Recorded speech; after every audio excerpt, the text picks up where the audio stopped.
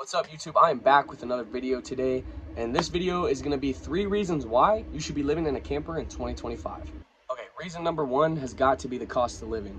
I don't know where everyone else lives, but I live in Colorado, and minimum base rent here is at least $900 to $1,500 just in rent, and that doesn't include the security deposit, first and last month's rent on most apartments, and you got to go through a credit check sometimes and a background check, right? Not to mention, you have to pay for utilities like electric, sewer, water. You also got to pay for trash too. Those are all huge stipulations to renting a place. Living in a camper can be a lot cheaper on rent. Most RV parks charge around $700 to $800, sometimes $900, depending on the size of your camper and depending on the location of the RV lot. I live at this place called Junction West RV, and base lot rent is about $800 a month, plus electric. And electric is 15 cents for every kilowatt hour. And honestly, if you do the math, you could, each month that's about $80 to $100, depending on how much you use electricity. And just that alone, the $850 base rent plus $100 a month is cheaper than 90% of the apartments you can get out here in Colorado. Also, if you live at an RV park and they're hiring and you could pick up a job there, like I did, it not only takes down your rent completely, but you don't have to pay electric. So if you think about it, you're working a regular job, except your rent is covered, your electric's covered, propane's at a discount. I don't fucking know, but and whatever hours you work past a certain amount of time, you get paid for. So it's not like you're just working to cover your rent.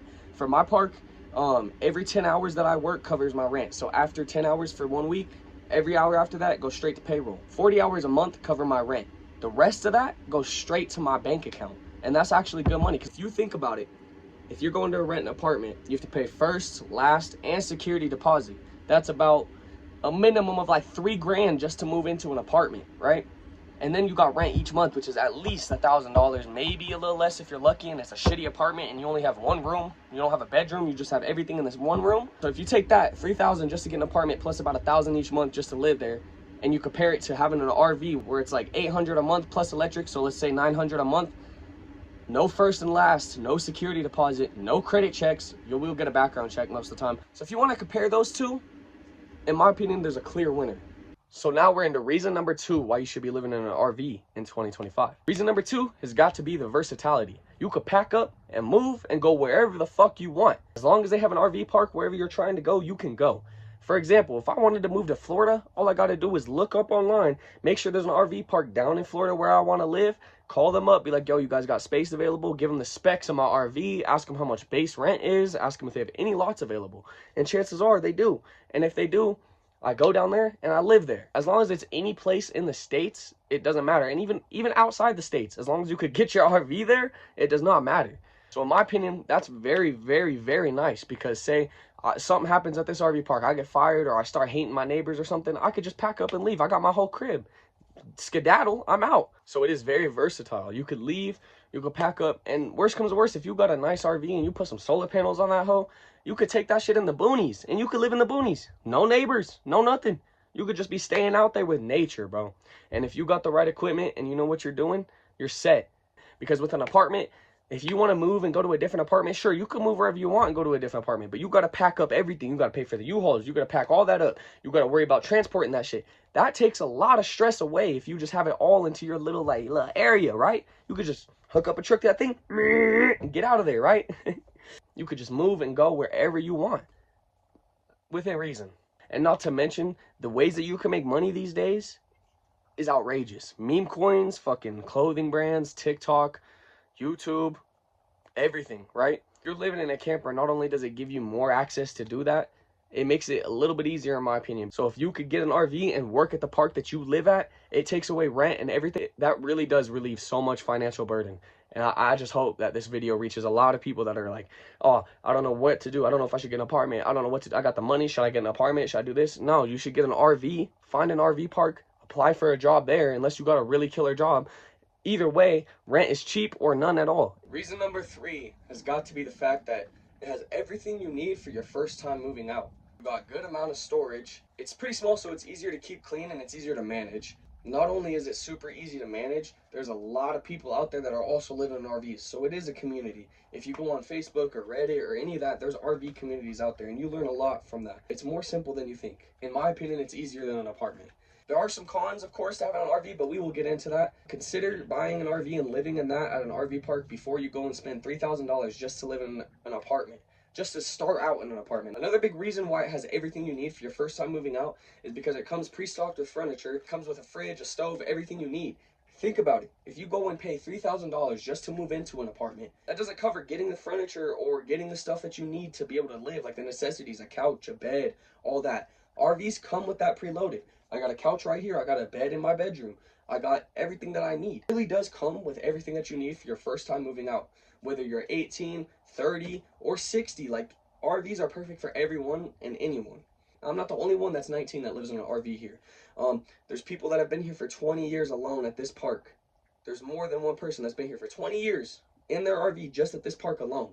Now, that speaks volumes in my opinion. My neighbor right here owns a whole restaurant. He owns a restaurant supply company too. If he has $900 total to pay in rent each month in electricity, right? And he's making, let's just say he's making $10,000 a month, right? 10,000 minus 900 for rent, you still got at least $9,000 to just spend, right? Of course, you got to get groceries. You got to get Wi-Fi if you want. You have other bills like car insurance, payments, car payments, everything. But still, the fact that rent can be a way less of a financial burden helps out a lot with the other financial stress you have. If you have a lower rent, it makes it a little bit easier to manage all the other shit and keep it balanced out. Now let's get into the cons. The first con to having an RV has got to be the size. It is something that you are going to have to get used to and comfortable with. It is definitely something to get used to, especially if you live with someone else. Like me personally, I live with my girlfriend, and we have to share this tiny space together. Does it get annoying? Yes. Is there downs to it? Yes. We have to maneuver around each other in the kitchen. We can't walk by in our walkway if someone's there. Like, I sit right here in my chair, and I play my video games right there. She cannot walk by me when I'm playing my video games. That is just something that you have to work around and get used to. For some people, that might be too much. Con number 2 has got to be the fact of getting into it and getting started. Me, I was very overwhelmed getting into an RV, learning how to live in it, learning how to take care of it, learning everything that goes along with it, like propane, the hot water heater, filling the camper up with water, dumping the camper. There's a lot more that goes into it than you think, and it does take a little bit of time to get used to it. But when you get used to it and you get the hang of it, I promise you it is a lot easier than having an apartment. Like I said with getting into it though, you have to learn when to dump your tanks. And all campers have this gauge right here that you could flip a switch and it tells you how full your tank is. Whenever it gets full, you have to dump it. See, like, if you live in an apartment, you don't ever have to worry about dumping your tank. You just flush the toilet and you go.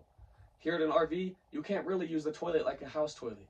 You have to first, after you dump it, you have to fill it back up with water at least 10% of the way so that there's water down there so the solids don't just sit there and form and fucking build a fucking rock, you know? You can't really use toilet paper in an RV or wipes. I know you're not supposed to use wipes in an apartment either, but in an RV, it is very important you don't use wipes or too much toilet paper, because if you use too much toilet paper, you will have a clogged toilet.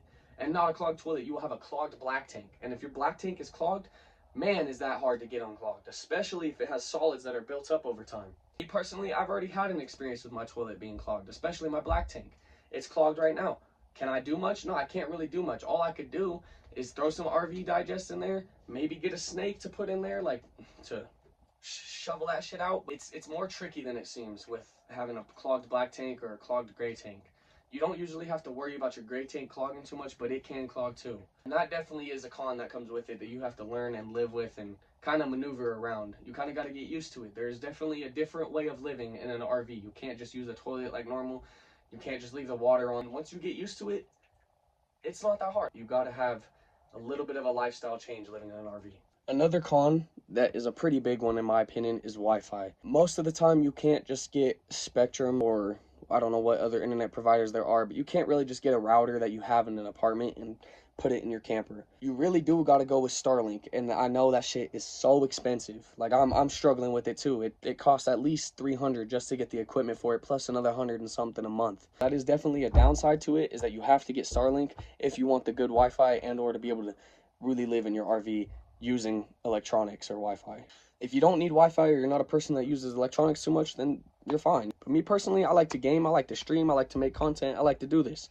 So I need good Wi-Fi. Is it expensive? Yes. But do I believe it's worth it? I hope so. I haven't gotten it yet. That is a pretty big con to having an RV is Wi-Fi, especially in this day and age and in this generation. Is it something you can't maneuver around or live without? No, you could live without Wi-Fi and you can maneuver around it. You have hotspots. There's offline games. There's quality time you can spend with people. I mean, who likes to do that now? This is Gen Z. Like, who spends quality time together? Everyone, though. You should be. That is the biggest con, in my opinion, is the Wi-Fi. It's not very easily accessible for a camper, but Starlink has made it pretty easily accessible. Do with that information what you will. Anyway, guys, that's the end of this video on why I think you should live in an RV in 2025. The pros definitely outweigh the cons, in my opinion. Whoever you are, it definitely depends on your outlook on life, your lifestyle, what you like to do. Then the cons will differ for you and the pros will differ for you. Stressing $3,000 onto an apartment just to live there, and then you've got to pay for electricity, sewer, water, gas, fucking furniture, all that. That really does add up fast. If you have just a low overhead rent, it is not bad. And if you get lucky enough, you can work at your RV park and that takes your rent away completely. I know I'm rambling back on with what I've been saying, but I really do believe that living in an RV is the new meta for 2025. Anyway, I hope you guys enjoyed this video. I hope I taught you guys something. Maybe I gave you guys some insight on what you want to do when you move out or looking for your first place to live. Hopefully this will help you out on what to decide. Honestly, I would definitely recommend an RV over an apartment. 10 out of 10 for sure. I hope you guys enjoyed the video though. I will be posting more often. Make sure to like the video if you liked it, subscribe, show me some love, tell me what you want to see in the upcoming videos. If you have any questions about an RV or living in an RV or anything that I said tonight, go to the comments and I will answer them as best as I can. Hope you guys have a great day. Much love to everyone that's seen this video. If you made it this far, that's amazing. Have a blessed day. I will see you guys later.